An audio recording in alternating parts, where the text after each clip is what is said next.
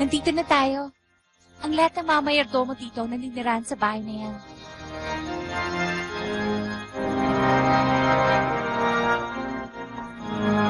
Huh?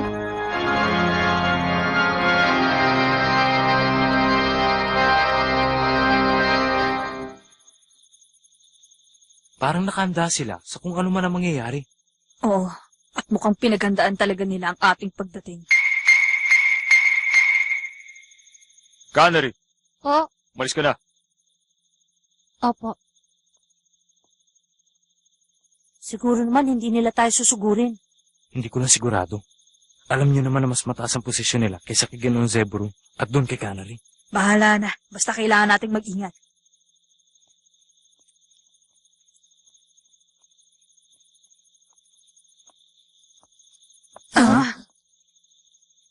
Ipagpaumanhin ninyo ang inasal ko sa telepono. Kinausap po kami ni Madam kanina umaga. Sinabi niya sa amin na tanggapin namin kayo tatlo bilang marangal na bisita ng pamilyang Nozordic.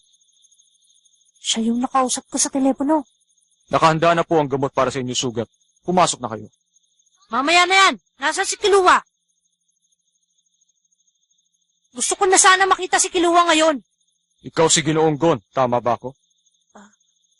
Naikwento ka na sa akin ni Madam. Tayo na, doon sa loob.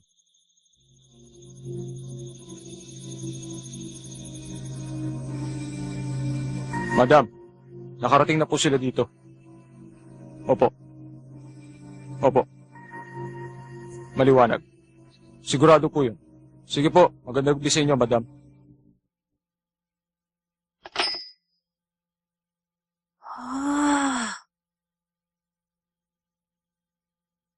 Ito ba talagang tirahan ng mga mayordomo? Opo, ituring yung sa inyo ang bahay na ito. Ituring namin sa amin ang bahay. Ang problema ay hindi kami pwede magsayang ng oras dito. Tungkol sa bagay na yan, ang aming hepe tumatawag na sa mansyon. Maghintay lang po kayo sandali.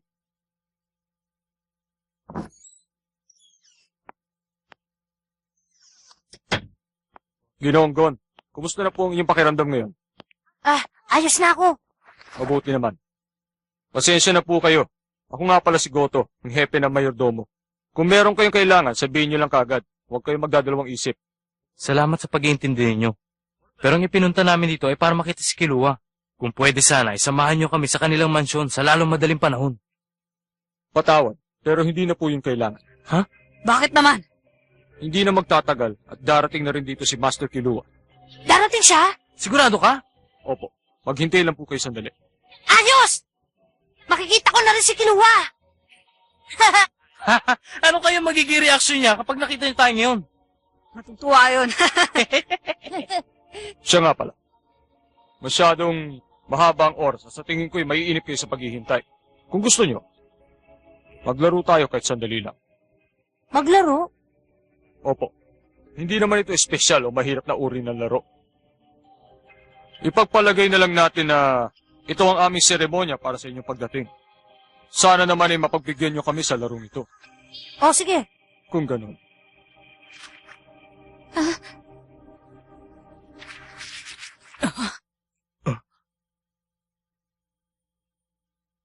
Ha? Handa na po ba kayong lahat?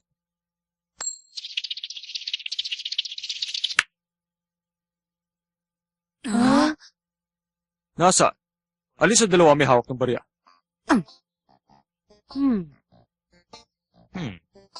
Sa kaliwang kamay. Tama kayo. Ngayon naman, bilisan pa natin ng konti.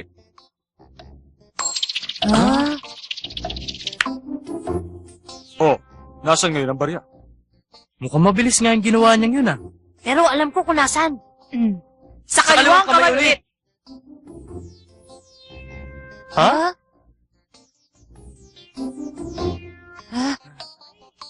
Ang galing. Palakpakan niyo sila.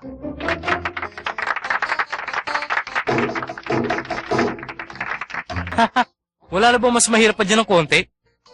Aba, meron. Siseryosohin natin ng konti sa susunod na laro. Siseryosohin? Ano pa ba yung ginagawa natin? Pampagana pa lang yun na una para sa inyong mga mata. Sa pagkakataong ito, seryosohin nyo na rin ang panonood.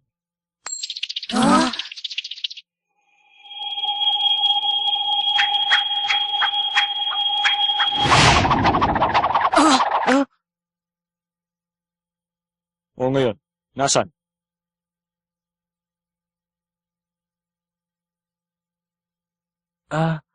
Hindi ako sigurado pero malamang. Sana naman ingatan niyo ang pagsagot ngayon. Ito na ang pampinaling laro. Pampinali? Oo. Pag hindi niyo nahulaan, talo na kayo dito. Ha?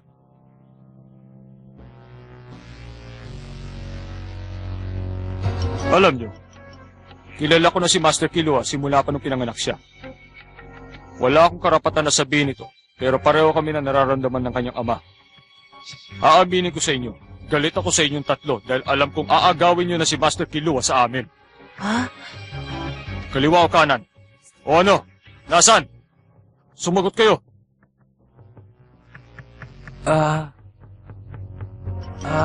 Saka, Kaliwa!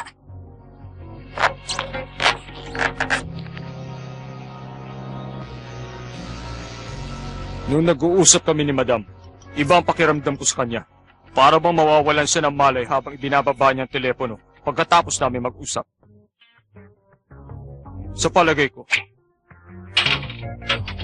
pinayagan na niyang umalis si Master Killua at sumama sa inyo. Kahit na pakiramdam niya ay parang binibiyak ang kanyang puso. Magdedesisyon na ako bago siya dumating. teka muna. Ha? Sandali lang. Kapag hindi ka tumigil sa kakulitan mo, mapapahamak siya. Wala siyang pakinabang, ni hindi man lang niya nagawa ang kanyang trabaho. Wala siyang karapatang mabuhay. Gon. Makinig ka. Simula ngayon, kung sino man sa inyong tatlo ang magkakamali ay sisintensyahan ko. Sasabihin ko na lang sa kanya na umalis na kayo bago pa siya dumating dito.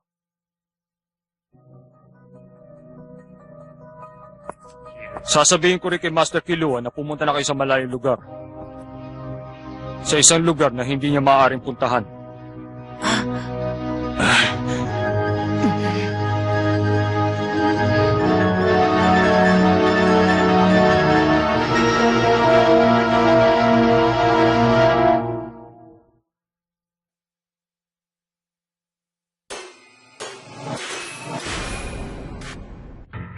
Handa na ba? Sisimulan ko na. Nasaan si Killua? Tumahimik ka. Ha? Alam niyo bang delikado na lagay ng inyong buhay? Kaya, ang magagawa niyo na lang, isagutin ang lahat ng itatanong ko sa inyo. Naintindihan ko. Simulan mo na kung gusto mo. Ang bilis! Kasang bilis na ngayon. Hindi ito nakikita na isang normal na tao. Yes, posible na makita. Ano ngayon? Nasaan na?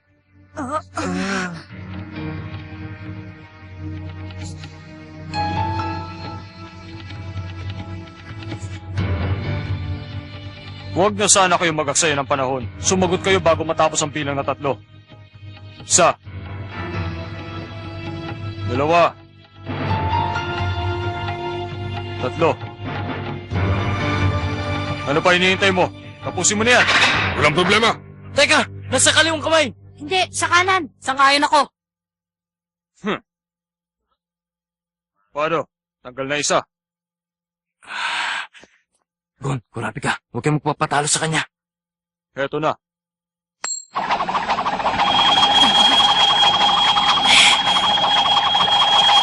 Hindi ko na makita.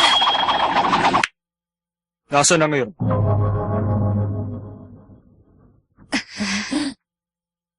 Sa palagay ko, nandun sa kanan. Nandun sa kaliwa. Kahit manghula pa kayo at magbakasakali sa larong ito, nasisiguro kong matatanggal pa rin ang isa sa inyong dalawa. Ang tamang sagot ay ang kaliwang kamay. Isa na lamang ang natitira sa inyo. Kumanda ka. Galingan mo. Ikaw na lang ang pag-asa namin, Gon. Heto na, Teka, sandali lang. Ano yun? Baka naman nagsasayang ka lang ng oras, bata. Pag nainip ako, tatapusin ko siya. Hindi naman sa ganun. Gusto ko lang sanang mahiram yung kutsilyong pambalat ng prutas. Pwede ba? Huwag kayo mag-alala. Wala akong gagawin masama sa inyo. Sige, kunin mo.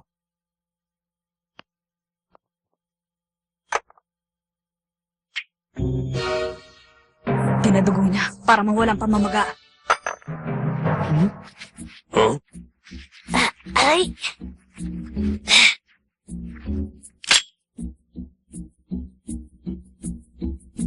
Ba't mo iniwanan ang posisyon mo? Si Ginoong Gon ay kaibigan ni Master Kilua at kaya sila pumunta dito para lang bisitahin siya. Hindi yun ang tinatanong ko. Gusto kong malaman kung bakit hinatid mo pa sila dito. Para ba maiwasan ang mga patibong? Dahil sila'y mga tunay na kaibigan. Ano? Si Ginoong Gon, nararamdaman kong malinis ang hangarin ni Ginoong Gon sa pakikipagkaibigan kay Master Kilua, kaya ako sila sinamahan dito. Ayos! Sige na! Malinaw na ang mata ko! Umanda ka! Eto na.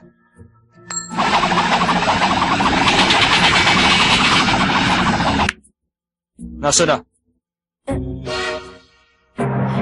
Sa kaliwa! Kapag nagkamali siya. Siguradong talo na kaming tatlo.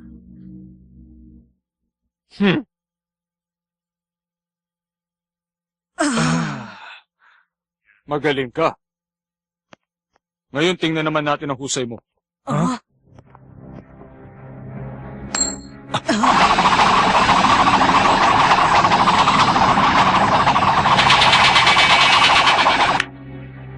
Ano ngayon? Nakinino ang barya. Gon,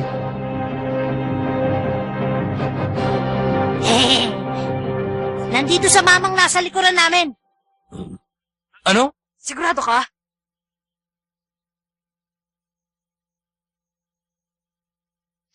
Pinahanga mo kami.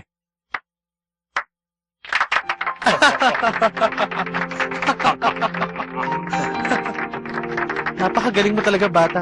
Hindi kami makapaniwala. Pambihirang ginawa mong yun, ah. Goto! Si Kuluwa! Patawarin niyo sana ako kung nadala ako sa laro natin kanina. Binibiro lang namin kayong tatlo. Sana natuwarin kayo at nalibang sa pagpapalipas natin ng oras. Kung ganon, tinakot niya lang pala kami kanina para magkaroon ng buhay yung laro. Opo. Ang haba pala ng oras sa lumipas. Ang galing. Pinahangan niyo ako sa ginawa niyong pag-arte. Muntik na tuloy akong atakin sa puso. Pagpasensyahan niyo na po kami. Kalimutan mo na yon. Maraming salamat.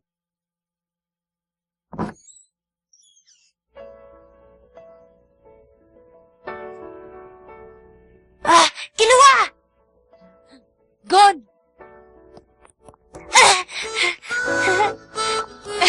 Natutuwa ako at nakarating kayo dito sa amin. Oh! Ano nangyari? Ba't ganyan ang itsura mo? Ikaw rin Kuluwa eh! Sino nga ba yung kasama mo? Ako, Kuraping Karyorio! Leorio! Kulit talaga. Siya nga pala. Masyado na umaga punta niyo dito. Pero mas mabuting umalis na tayo kaagad. Bakit? Kapag nagtagal pa ako dito, kukulitin lang ako ng pamilya ko. Oh, siya nga pala, Goto. Opo. Makinig ka, ah. Kapag iutos pa sa'yo ni Mama, huwag mo akong susundan. Naiintindihan ko po. Magandang araw, Master Kilua. Alis na sila. Ihanda niyo na lahat. Opo. Opo. Paano? Alis na tayo, Gon. Teka lang muna sandali. Binibining canary. Ako kasama ni Kuluwa. Huwag kang mag-alala. Apo, alagaan niyo siyang mabuti. Wala kang pakialam. Malisa ka tayo. Canary. Ah? Yung gagawin mo. Opo. Master Kilua, sandali lang. Ano yun, Goto? Nakalimutan mo na ba ang sinabi ko? Hindi mo ako mapipigilan. Hindi po, si Canary ay... Master Kiliwa, itong... Oo nga pala.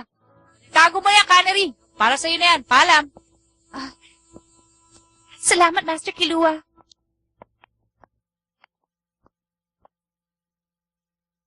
Ginoong Goto! Meron pa po ba kayong kailangan?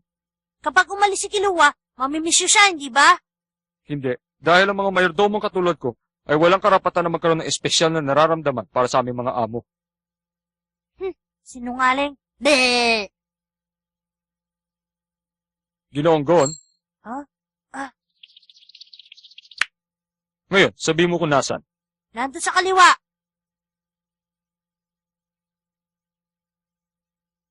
Teka, Oo, isang panlilin lang. Minsan ang mundong ito ay hindi patas para sa lahat ng tao. Sana'y mag-iingat kayo. Utang na loob, ingatan niyo si Master Kilua.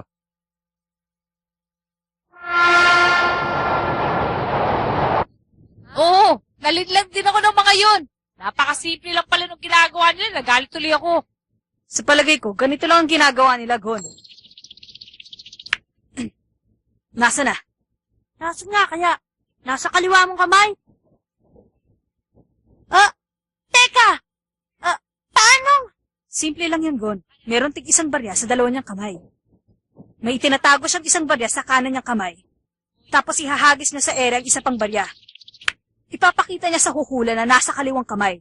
Kailangan na niyang gumamit ng teknik kapag tinanong niya ang mga manghuhula kung nasa ng barya. Kailangan na rin niyang itaas ang dalawa niyang kamay. At ihuhulog ang barya sa manggas ng kanyang damit. Ah! Kaya ang matitira na lang ay ang barya na nasa kanan niyang kamay. Tama ang sinabi mo. Nakakagalit nga pala talaga yun. Pero sigurado akong yun na ang huling beses niyang gagamitin ng panlilin lang na yun. Kahit isang laro lang yun, galit si Goto sa mga taong mandaraya. Halata naman sa kanya eh. Kilua, mabait na tao sa Ginoong Goto, hindi ba? Paano mo naman nasabi yan? Nararamdaman ko lang. Hindi ko sigurado kung mabait nga siyang tao. Basta ayaw niya sa mga mandurugas. Sabi na nga ba eh. Parang hindi siya nakakatakot magalit. Yan ang akala mo. Kapag siya ang umahabol sa'yo, daig mo pa ang pinangungot. Talaga? Pero natutuwa ako. Bakit naman? Dahil nakita ko ulit si Kilua. Ano naman nakakatuwa dun? Ang akala ko kasi hindi na kita makikitang muli. Ganon din ako. Ang akala ko hindi na tayo magkikita muli. Pero ngayon, magkasama na tayo ulit. Oo, pinayagan na ako ni Papa. Binalaan ko na rin si Goto kaya wala na tayong problema. Kaya sasamahan kita. Sige!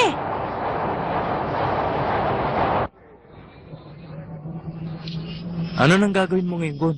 Hahanapin mo bang tatay mo o uuwi ka na sa inyo? Hindi. Ibabalik ko na muna ang numerong ito kay Hisoka at bibigyan ko siya ng malakas na tira sa muka. Hindi ko na muna iisipin ang aking ama at ang pag-uwi sa bahay hanggat hindi ko nagagawa yon. Alam mo ba naman kung nasaan si Hisoka? Hindi. Ay, Sabi na nga ba eh. Alam ko kung nasan ngayon si Hisoka, Gon. Ha? Sigurado ka? Oo, at narinig ko yun sa sarili niyang bibig. Nung naglaban kayo? Hindi, pagkatapos nun. Pagkatapos? Oo, kinausap ko si Hisoka bago tayo umalis pagkatapos ng lecture. Maghihintay ako sa siyudad ng York sa unang araw ng Setyembre. Ano daw? Sa syudad ng York? Kapag pumunta ako doon, si Hisoka eh. Oh, sigurado ako na makikita mo siya. Pero ang unang araw ng Setyembre ay kalahating taon pa mula ngayon. ano bang meron sa syudad ng York? Ang pinakamalaking subasta sa buong mundo. Tama ka. Magaganap yun mula sa ika-1 hanggang sa ika-10 araw ng Setyembre. Ang lahat ng espesyal at hindi pangkaraniwang kayamanan ay ipapakita doon. Kaya siguradong magkikita-kita rin ang lahat ng taong masusiba sa kayamanan. Sa araw na yun, ang syudad ng yun, ang pinaka-importanting lugar sa mga mayayaman. Pati na rin ang Giniriadan. Posibleng mangyari yun. Maaari din karamihan sa mga taong pupunta doon ay konektado sa kanilang grupo. Anong gagawin mo, Kurapika? Siguro ihihiwalay na muna ako sa inyo ngayon. Mabutit nagkita tayo, Kilua. Kailangan ko ng malaking pera para makasali sa magaganap na subasta. Malaking pera? Oo, maghahanap na lang muna ako ng taong mangangailangan ng serbisyo ng isang hunter. Maganda yan. Kurapika, magkita tayo ulit sa syudad ng York. Darating ako doon. Sa oras na makita ko si Hisoka, gagawin ko ang aking makakaya para malaman ninyo. Maraming salamat. Bueno, mag-iingat kayo. Uuwi na muna ako. Ikaw din, Yoryo. Hindi ba't sa simula pa lang ay alam nyo nang gusto ko na talaga maging isang doktor? Kapag nakapasa ako sa kanilang pagsusulit gamit to, siguradong hindi ko nakakailanganin ng malaking pera. Kaya kailangan ko talagang umuwi para makapag-aral. Ganun ba? Mamimiss ko kayo pero wala akong magagawa. Galingan mo sana, Yoryo. Pangako yan. Sa maiksing panahon na pinagsamahan natin, tinuruan mo kung paano makakuha ng gusto ko. Magkikita tayong muli. Hindi ko nga lang alam kung kailan. Sa Setyembre, magkita tayo sa syudad ng York. Sige. Pangako magkikita tayong muli.